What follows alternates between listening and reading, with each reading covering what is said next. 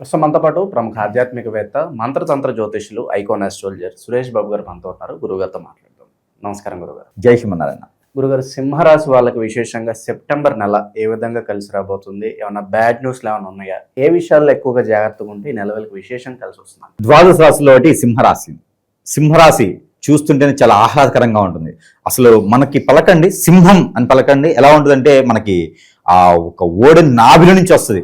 మనకి గొంతులో నుంచో లేకపోతే నోట్లో నుంచో గొంతు ఇట్లా కాదు, అది నాభిలో నుంచి వచ్చింది. సింహం అనగానే ఎదుటివారు ఎవరైనా అంటే కూడా ఆ ఒక వైబ్రేషన్ అనేది విన్నవారికి భయం కలుగుతుంది. కానీ వీరు మాత్రం చాలా మంచి వ్యక్తులు, చాలా ఆధ్యాత్మికమైనటువంటి వ్యక్తులు, చాలా ఆరాధ్యమైనటువంటి వ్యక్తులు.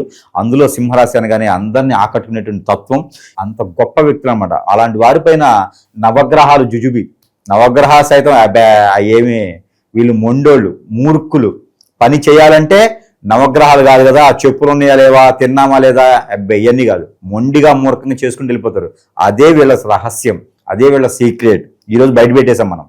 సింహరాశి వాళ్ళ సీక్రెట్ బయట పెట్టేశాం. ఎందుకంటే కనుక మోసం చేయరు, అబద్ధం ఆడరు, మేనేజ్ చేయరు, అలా అని చెప్పేసి ఆశపడరు. వాడికి వచ్చిన రూపాయి మాత్రం వదలరు. వాళ్ళ దగ్గర ఉన్న నియమం ఏంటి తెలుసా?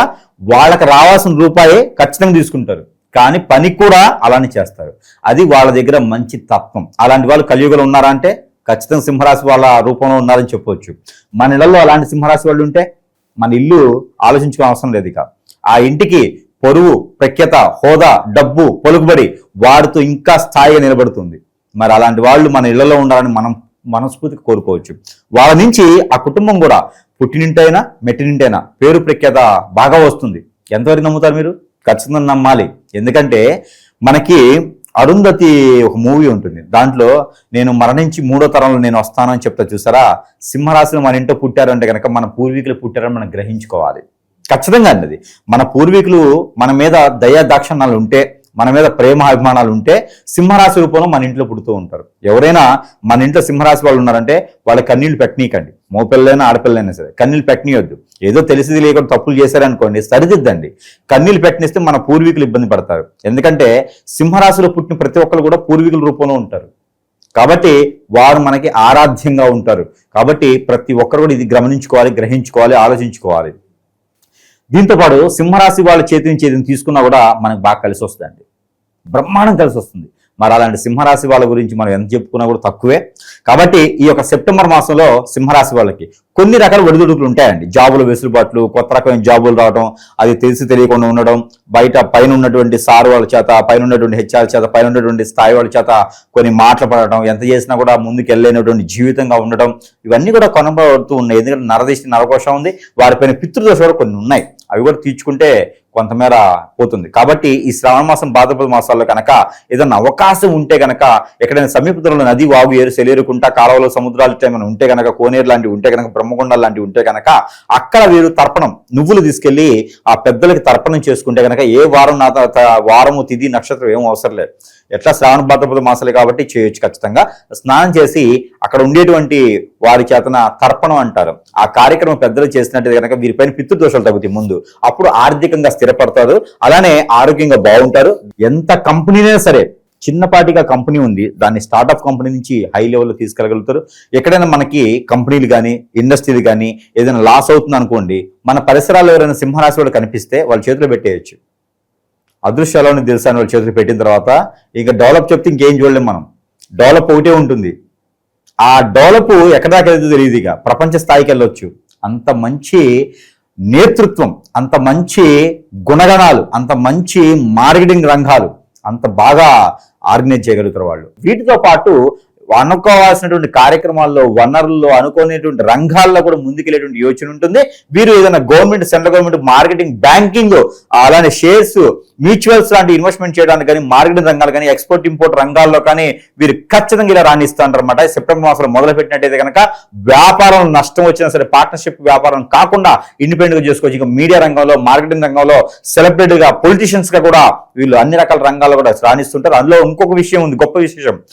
14వ తారీఖు సింహరాశుల నుంచి ఈ కన్యారాశిలోకి రవి భగవానుడు సంచరిస్తున్నాడు. 2వ స్థానంలో రవి నెలపాటు అంటే అక్టోబర్ 14 వరకు వీళ్ళని పట్టుకునే వాళ్ళు ఉండరు, టచ్ చేసే వాళ్ళు ఉండరు. అనుకున్న స్థాయిలోకి వెళ్ళిపోతారు. జిల్లా కలెక్టర్ కాదు, ఇంకేదైనా స్థానం ఉన్నా కూడా సాధించుకోవచ్చు. వీళ్ళు ప్రయత్నం చేయాలి. ఈ 30 రోజులు నిద్రపోకపోయినా పర్ల, ఆహారం తినకపోయినా పర్ల, ఇబ్బంది లేదు. కానీ అవకాశం పోయిందంటే మళ్ళీ రాదు. సింహరాశి వారికి నరదిష్టి ఉంది, నరఘోష ఉంది, శత్రుభయం ఉంది, శత్రుపీడ ఉంది, ఆర్థిక సమస్యలు, ఆరోగ్య సమస్యలు, కానీ శని భగవాని అశుభ దృష్టి ఇవన్నీ ఉన్నా పర్వాలేదు. గ్రహదోషాలు కూడా ఉన్నాయి, ఇవన్నీ ఉన్నా పర్లేదు. కానీ ఒకటి మాత్రం ఉంటుంది, ఈ మాసంలో అనుకున్న పని సాధించలేకపోతే, అనుకున్న కార్యక్రమం ముందుకెళ్ళలేకపోతే, జాబులో కానీ వెసులుబాటు రాకపోతే కనుక ప్రయత్నం పూర్వకంగా మనకి నష్టపోతూ ఉంటాం. కానీ ఇప్పుడు వచ్చే అదృష్టం మరలా కూడా సంవత్సరం ఆగుతుంది.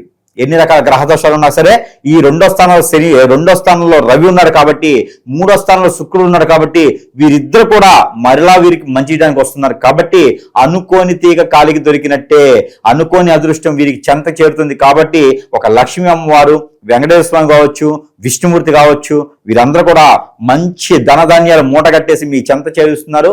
అది మాత్రం వీరు వదులుకోకూడదు. అది పట్టుకొని భుజాలు వేసుకొని ఖచ్చితంగా వెళ్ళిపోవాల్సిందే. అది మనకి సెప్టెంబర్ 14 నుంచి అక్టోబర్ 13 తారీఖు వరకు కూడా ఈ అవకాశం ఉంది. కాబట్టి సద్వినియోగం చేసుకోవాలి. మరి ఈ అవకాశాలన్నీ విఘ్నాలు రాకుండా, ఆటంకాలు రాకుండా ఉండాలంటే ఏం చేయాలి?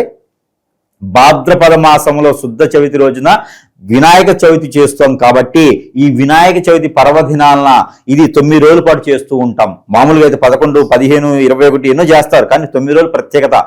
ఈ 9 రోజుల్లో కనుక 6వ రోజు కానీ 9వ రోజు కానీ ఇక్కడ వీరు బ్రౌన్గా ఉండేటువంటి శనగలు తీసుకోవాలి, బఠానీలు తీసుకోవాలి. వీటిని నానపెట్టి గుగ్గిలుగా వండి ఆ స్వామివారికి నైవేద్యం సమర్పించుకోవాలి. ఆ నైవేద్యాన్ని పలువురికి ఏదైనా ప్రసాద రూపంగా కనుక సమర్పించినట్టయితే వీరికి అష్టైశ్వర్య ప్రాప్తే కాదండి, వీరి మీద విఘ్నాలున్నా, ఏదన్నా కర్మలున్నా, వీరిపైన పితృదోషాలున్నా కూడా కొంతమేర ఉపశమనం అయితే లభ్యపడుతుంది. ఈ 9 రోజుల పాటు కూడా వీరు చెడు వ్యసనాలకు కానీ బానిస అవ్వకూడదు, మద్యం తాగకూడదు, ఇలాంటి పేకాట లాంటి చెడు వ్యసనాలకు బానిస అవ్వకూడదు, ఎఫ్ఐఆర్స్ లాంటి అక్రమ సంబంధం లాంటి పెట్టుకోకూడదు, భార్య భర్తలే ఉండాలి. అలాంటి ఏది కూడా చెడు వ్యసనాలకు బానిస అవ్వకూడదు. అలానే వీరికి ఇంకొక రెమెడీ కూడా ఉంది. వీరు ఎంతైతే వెయిట్ ఉంటారో, 100 కిలోలు ఉన్నారా 10 కిలోలు, 60 కిలోలు ఉన్నారా 6 కిలోలు, దశమ భాగం మతస్థులుగా మారేట దశమ భాగం కాదు ఇది. ఈ దశమ భాగం దోసకాయలు కానీ, బీరకాయలు కానీ, పాలకూర కానీ, తోటకూర కానీ, ఆవు గోశాలలు ఎక్కడైనా ఉంటే తౌడు కానీ, గోధుమ పిండి కానీ, బెల్లం కానీ, ఇందులో ఏదైనా సరే మనం ఎన్నైతే కిలోలు ఉంటామో దానికి దశమ భాగంగా తీసుకొని గోశాలలో ఆవులకు గనక తినిపించగలిగితే గనక మన పైన ఉన్నటువంటి క్రియలు, కర్మలు, హిప్నాటిజాలు, బ్లాక్ మ్యాజిక్, వశీకరణ, బాలముఖి, భానుమతి, యక్షిని, స్పిరిట్ లాంటివి ఏదైనా ఉంటే కూడా కొంతమేర అయితే ఉపశమనం కలుగుతోంది. కాబట్టి ఇలాంటివన్నీ చేసుకొని అన్ని రకాల రంగాల్లో ఉంటారు వీరును. మనం అనుకున్న రంగాల్లో ముందుకు వెళ్ళడానికి, జాబులు వెసులుబడడానికి చాలా అనుకూలంగా ఉంది. కాబట్టి ఈ యొక్క ప్రయత్నం చేయొచ్చు. జాబ్ కొత్తగా కూడా చూడాలంటే కనుక 15వ తారీఖు తర్వాత సెప్టెంబర్ మాసంలో ప్రయత్నం చేసుకుంటే వారం 10 రోజుల్లోనే కొత్త జాబ్ కూడా వస్తుంది. ఇబ్బంది ఏం లేదు. సింహరాశి వాళ్ళకి ఒకరి దృష్టిలో ఉన్నట్టు శని భగవానుడు కూడా ఇబ్బంది కలిగించలా ఇలాంటి పరిహారం చేసుకున్నట్టే కనుక ఇక వీటితో పాటు మనకి అన్ని రకాల ముందుకెళ్ళాలండి. మరి ఇంకొంచెం బాగుండాలనుకుంటున్నాను నేను. మరి నాకు జరిగినటువంటి హిప్నాటిజం కావచ్చు, ఏదైనా జరిగి ఉండొచ్చు, నా పైన అష్టదిబ్బం జరిగింది అనుకుంటున్నాను నేను. నాకెందుకో ఏ పని చేద్దాం ముందుకెళ్ళట్లేదు గురువు గారు, మరి నాకు అర్థం కావట్లేదు అంటారా? ఖచ్చితంగా సురేష్ గారిని సంప్రదించండి. సురేష్ గారిని సంప్రదిస్తే మన సమస్య పరిష్కార మార్గం అవ్వదు అనైతే ఉండదు. ఎలాంటి మీ పైన జరిగిన చెడు వ్యసనమైన, చెడు క్రియైనా, కిడ్నీ పాడైనా, లివర్ పాడైనా, back pain, shoulder pain, muscles pain, stomach related గా యూట్రస్ ప్రాబ్లమ్, ఫైబ్రాయిడ్స్, ఇలాంటి ఏ సమస్య ఉన్నా కూడా, ఇలాంటి ఆరోగ్య సమస్యలు ఉన్నా కూడా, ఆరోగ్య సమస్య మనకు వచ్చింది అంటే మన మీద చెడు జరుగుతుందని అర్థం. ఊరికనే ఆరోగ్య సమస్య రాదు, మన మీద చెడు జరిగితేనే ఆరోగ్య సమస్య పాలవుతుంటది. కాబట్టి గ్యాస్ట్రిక్ ట్రబుల్ ఉన్నా, ఎసిడిటీ ఉన్నా, ఒబెసిటీ ఉన్నా, ఏదున్నా కూడా సంప్రదించండి. ఇది నిజంగానే శక్తుల ప్రకారంగానో మనమే జయించిన క్రియ కాదు అనుకుంటే అప్పుడు హాస్పిటల్కి వెళ్ళండి. మొదటిగా సంప్రదించవలసింది సురేష్ గారిని. సురేష్ గారి ఇది ఆరోగ్య సమస్య అంటే అప్పుడు హాస్పిటల్కి వెళ్ళండి. లేదు ఇది శక్తుల ద్వారా వచ్చింది, మీ చేతబడి జరిగింది కాబట్టి హిప్నాటిజం వచ్చిందంటే అది నేను క్లియర్ చేస్తాను. కిడ్నీ కాదు, క్యాన్సర్ కూడా క్యాన్సర్ చేసేటువంటి క్యాన్సర్ కూడా తగ్గేటువంటి యోచన మన దగ్గర ఉంది. ఎలాంటి మందు లేదు, మాకు లేదు. మంత్రము, తంత్రము, యజ్ఞము, యాగము, హోమము, జపము, దీనితోనే అగ్నిహోత్రంతో మనం చేసేటువంటి ప్రక్రియ ఉంటుంది. ఖచ్చితంగా చేసి చూపిస్తాము. అది అయితే ఆరోగ్య సమస్య అయితే మాత్రం మనం ఏం చేయలేం. ఆరోగ్య సమస్య కాకుండా ఉంది, ఇలాంటి సిమ్టమ్స్ ఉన్నాయంటే ఖచ్చితంగా తగ్గించడానికి మేము సిద్ధంగా ఉన్నాము. మరి రావడానికి మీరు సిద్ధంగా ఉన్నారా? అని మరొకటి, ప్రజలకి ఎన్నో రకాల బాధలు ఉంటాయి, ఎన్నో రకాల చేసుకోవాలని చేయలేకపోవటం, గోల్స్ ఉంటాయి, రీచ్ అవ్వలేరు. తల్లిదండ్రులకి పిల్లలకి పెళ్లి చేయాలంటే ఈ రోజుల్లో కూడా అండి కలియుగం ఇంత ఉంది, మనకు స్వాతంత్రం వచ్చి ఇన్ని సంవత్సరాలు అయిపోతా ఉంది, కానీ ఇంకా కూడా పేదవారు ఉన్నారు మన భారతదేశంలో. టాలెంట్ ఉండి ఏం చేయలేని పక్షాన్ని బాధతో ఉన్నారు. వీళ్ళందరికీ కూడా ఉపాధి కింద నాకు మళ్ళీ తిరిగి ఇచ్చేటువంటి అవసరం లేదు. నేను ఎవరికి బినామీని కాదు, నాకు మళ్ళీ ఎవరు కూడా రుసుము ఇచ్చేది అవసరం లేదు, నేను ఎవరికి అప్పు ఇచ్చేదానికి లేదు, నేను ఏ బ్యాంక్ నుంచి కాదు, ఏ బినామీని కాదు. కాబట్టి ప్రతి ఒక్కరికి కూడా ఒక నినాదం చెప్తా ఉన్నా, ఈ సెప్టెంబర్ మాసంలో ఎవరైనా సరే పేరుని నమోదు చేసుకోండి. ఒక వ్యక్తికి ఒక్క రోజులో కోటీశ్వరుని చేసేటువంటి ఆలోచన ప్రతిపాదనే కాకుండా డబ్బులు కూడా వచ్చేటువంటి ప్రయత్నం అయితే ఉన్నది. మన వాళ్ళు వచ్చి వెరిఫికేషన్ చేసుకుంటారు. మీరు దానికి అర్హులు అయితే కనుక ఖచ్చితంగా మిమ్మల్ని కోటీశ్వరుని చేసేటువంటి పూచి నేను తీసుకుంటాను.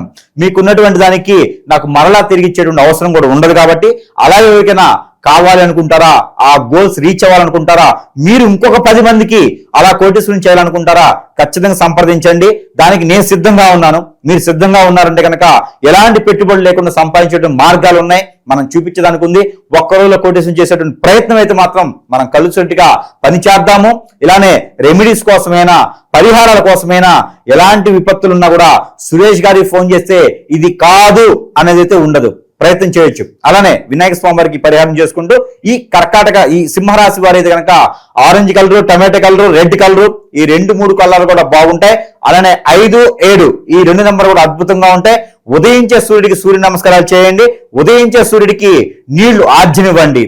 దాంతోపాటు వీరికి దక్షిణము, తూర్పు ఈ 2 దిశల ప్రయాణం కూడా అద్భుతంగా ఉంటుంది. ఓవరాల్ గా సెప్టెంబర్ మాసంలో ఈ రాశి వాళ్ళందరికీ ఎలాంటి శుభవార్తలు ఉన్నాయి, ఏ విషయాల్లో జాగ్రత్తలు తీసుకోవాలి, మంచి విశ్లేషణ అందించారు. ధన్యవాదాలు.